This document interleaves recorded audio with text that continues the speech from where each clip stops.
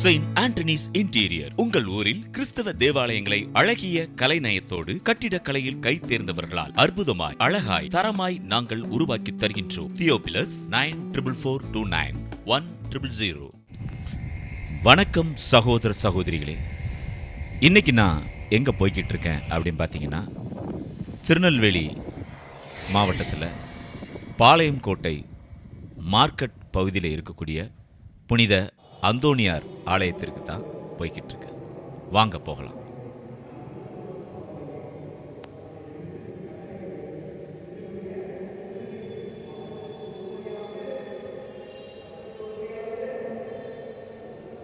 ரொம்ப ஒரு அழகான ஒரு ஆலயம், ரொம்ப அற்புதமாக இருந்தது. பார்ப்பதற்கு ரொம்ப நீட்டாக இருந்தது. இந்த ஆலயத்தினுடைய கட்டிட வடிவமைப்பு அத்துணை புத்துணர்ச்சியாக இருந்தது பார்ப்பதற்கு.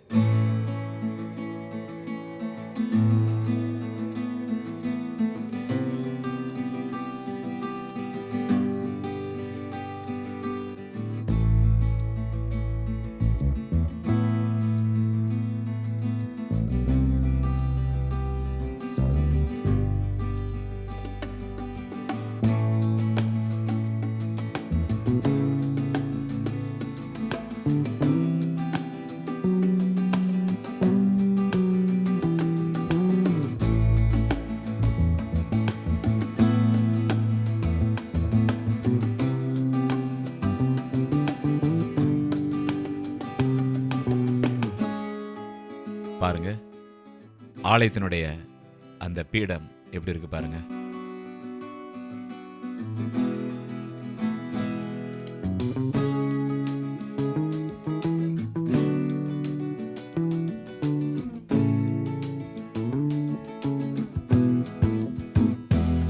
இந்த பீடம் முழுக்க முழுக்க மரத்தினால் ஆன பின்னணியை கொண்டது.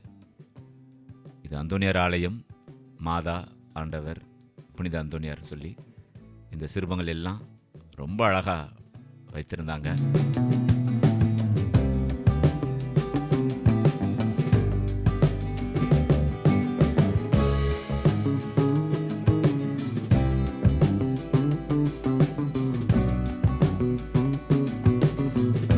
பாருங்க, ஒரு முழுமையான மர வேலைப்பாடினால் ஆன புனித அந்தோனியார் ஆலயம் திருநெல்வேலி மாவட்டத்தில் பாளையம் கோட்டை பகுதியில் மார்க்கெட் ஏரியாவில் இருக்கக்கூடிய இந்த ஆலயத்தில் நம்மால் பார்க்க முடியும்.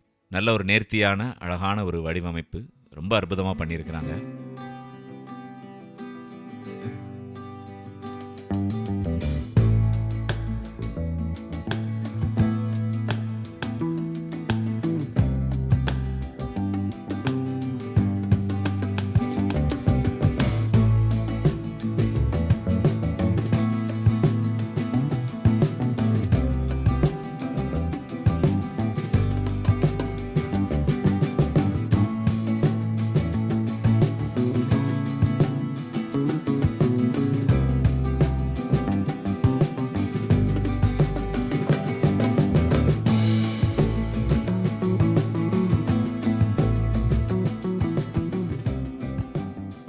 புனித அந்தோனியாரின் அருளிக்கம் இங்கே பாருங்க, திருப்பண்டம் உள்ள வச்சிருக்கிறாங்க. நம்மால் அதை பார்க்க முடிகின்றது.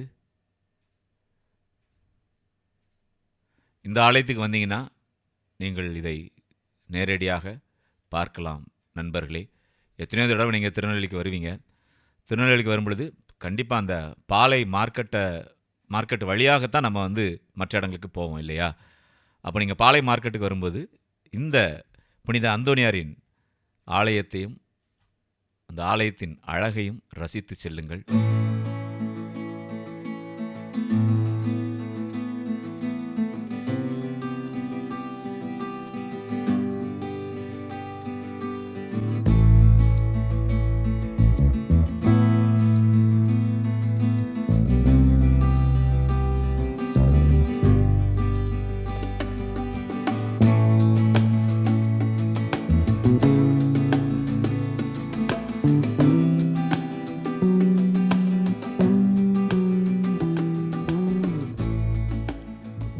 இந்த ஆலயத்தில் முன்னாடி வரைக்கும் அந்த பெஞ்ச் போட்டிருக்கிறாங்க.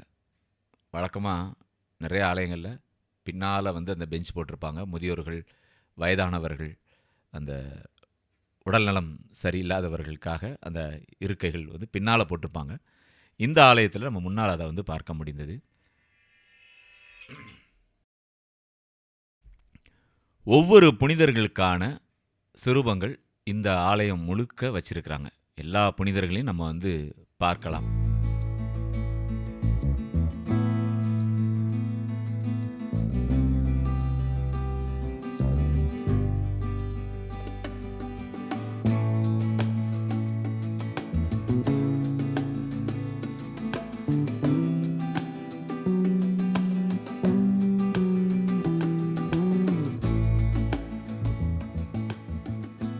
இங்கே பாருங்கள், மாதாவுக்கு ஒரு சின்ன அழகான ஒரு கெபி மாதிரி வச்சுருந்தாங்க பாருங்கள். ரொம்ப அருமையாக இருக்குது பாருங்கள். அழகாக இருக்குது, ரொம்ப அழகாக இருக்குது.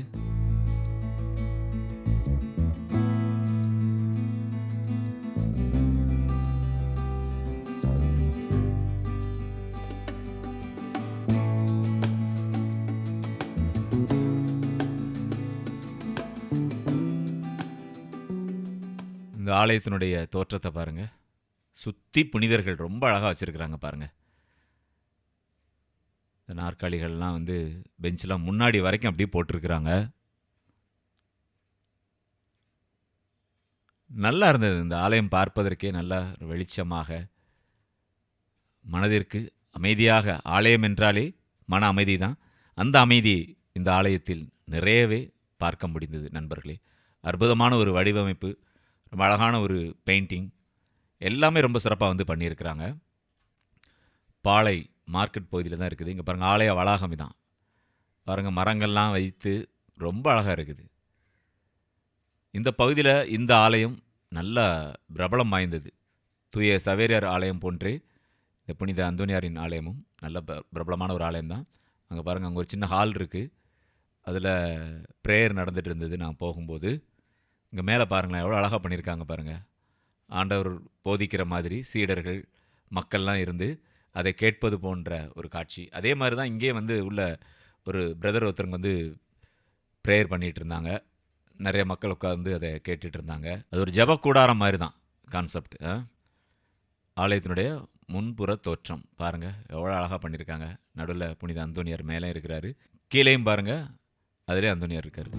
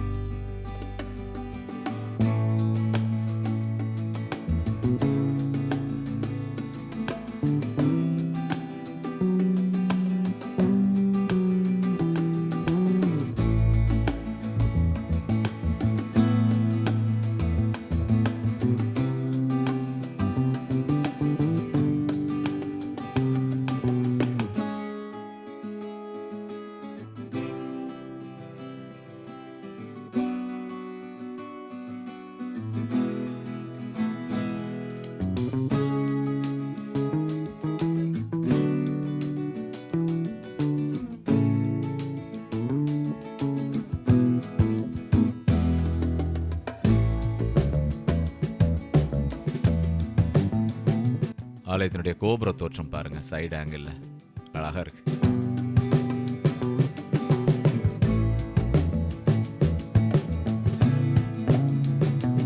அங்கே ஒரு மாதாவுடைய கெபி, வழக்கம் போல் எல்லா ஆலயத்திலையும் லூர்து மாதாவுக்கு வந்து ஒரு கெபி வச்சுருப்பாங்க. அதுவும் இங்கேயும் வச்சுருந்தாங்க. ரொம்ப அழகாக இருந்தது பாருங்கள். ஒரு வித்தியாசமான ஒரு டிசைன், 2 மரங்கள் அதில் இருக்கிற மாதிரி நல்லா பண்ணியிருக்காங்கல்ல.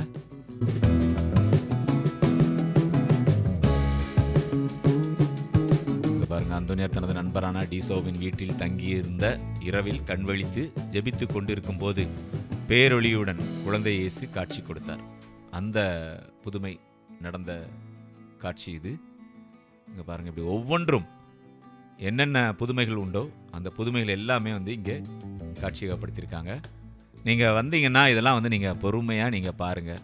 அந்தோனியாருடைய அந்த மகத்துவமான புதுமைகள் அனைத்துமே அதில் பண்ணி வச்சுருக்கிறாங்க. அது பார்க்குறதுக்கு ரொம்ப நல்லா இருக்குது. நமக்கு உண்மையான ஒரு சம்பவம் நம்ம நேரில் பார்க்குற மாதிரியே ஒரு ஃபீல் இருக்குது அதை பார்க்க.